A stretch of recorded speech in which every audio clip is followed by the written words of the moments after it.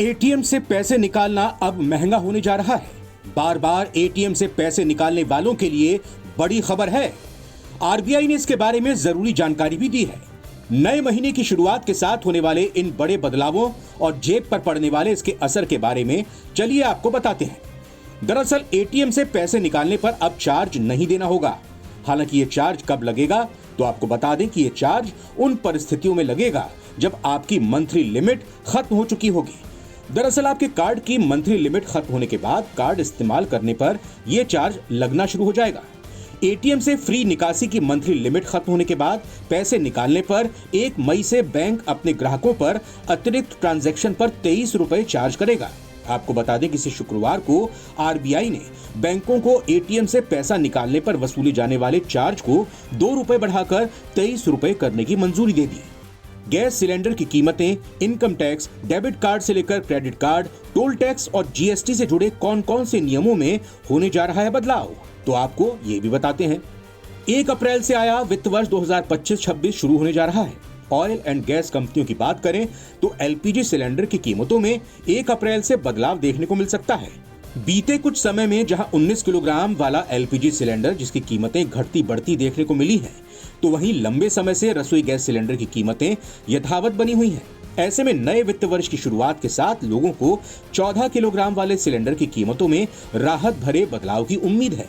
LPG cylinder की कीमतों के अलावा सीएनजी और पीएनजी की कीमतों में भी पहली तारीख से संशोधन देखने को मिल सकता है।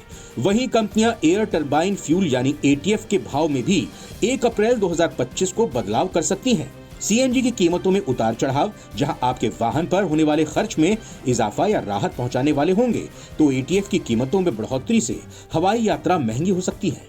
सबसे जरूरी टैक्स स्लैब की बात, तो आपको बता दें कि बजट 2025 में मिडिल क्लास को राहत देते हुए सरकार ने कई बड़े ऐलान किए थे, जिसमें टैक्स स्लैब में बदलाव से लेकर टीडीएस, टैक्स रिबेट और अन्य चीजें शामिल थी। वहीं पुराने इनकम टैक्स एक्ट 1961 की जगह पर नए इनकम टैक्स बिल का प्रस्ताव रखा था। ये सभी बदलाव 1 अप्रैल 2025 से प्रभाव में आने वाले हैं। नए टैक्स स्लैब के तहत सालाना 12 लाख रुपए तक कमाने वाले व्यक्तियों को टैक्स का भुगतान करने से छूट दी जाएगी। अब बात टीडीएस की, तो आपको बता दें कि टीडीएस विनियमों को भी अपडेट किया गया है, जिसमें अनावश्यक कटौती को कम करने और टैक्स पेयर के लिए कैश फ्लो में सुधार करने के लिए अलग अलग वर्गों में लिमिट बढ़ाई गई है। इसी तरह किराए की आय पर छूट की सीमा बढ़ाकर 6 लाख रुपए सालाना कर दी गई है, जिससे मकान मालिकों के लिए बोझ कम हो जाएगा और शहरी क्षेत्रों में किराए के बाजार को बढ़ावा मिल सकता है। बात टोल टैक्स को लेकर करें तो आपको बता दें कि नेशनल हाईवे अथॉरिटी यानी एनएचएआई ने आज यानी 31 मार्च की आधी रात से टोल टैक्स की दरों में बढ़ोतरी कर सकता है, जिसका सीधा असर आपकी हाईवे यात्रा पर पड़ सकता है।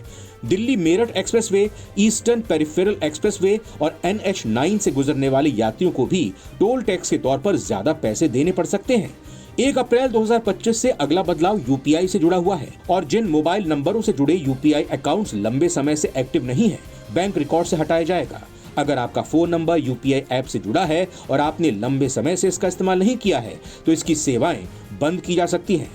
रुपे डेबिट सिलेक्ट कार्ड में कुछ बड़े अपडेट्स भी आ रहे हैं। दुर्घटना में मृत्यु या परमानेंट दिव्यांगता के लिए 10 लाख रुपए तक का पर्सनल एक्सीडेंट कवर मिलेगा। वहीं हर तिमाही में एक फ्री जिम मेंबरशिप की सुविधा मिलेगी। नए टैक्स ईयर की शुरुआत के साथ 1 अप्रैल से केंद्रीय कर्मचारियों को गारंटीकृत पेंशन देने वाली यूनिफाइड पेंशन स्कीम यानी यूपीएस की शुरुआत होने जा रही है। पोर्टल पर 1 अप्रैल से केंद्रीय सरकारी कर्मचारी अप्लाई कर सकेंगे। अप्रैल महीने की पहली तारीख से भारतीय स्टेट बैंक और पंजाब नेशनल बैंक समेत अन्य कई बैंक ग्राहकों के सेविंग अकाउंट्स में मिनिमम बैलेंस से जुड़े नियम संशोधित करने जा रहे हैं। ऐसे में इस खबर पर क्या है आपकी राय, जरूर बताइएगा और कमेंट और सब्सक्राइब जरूर कीजिएगा। नवभारत टाइम्स की रिपोर्ट।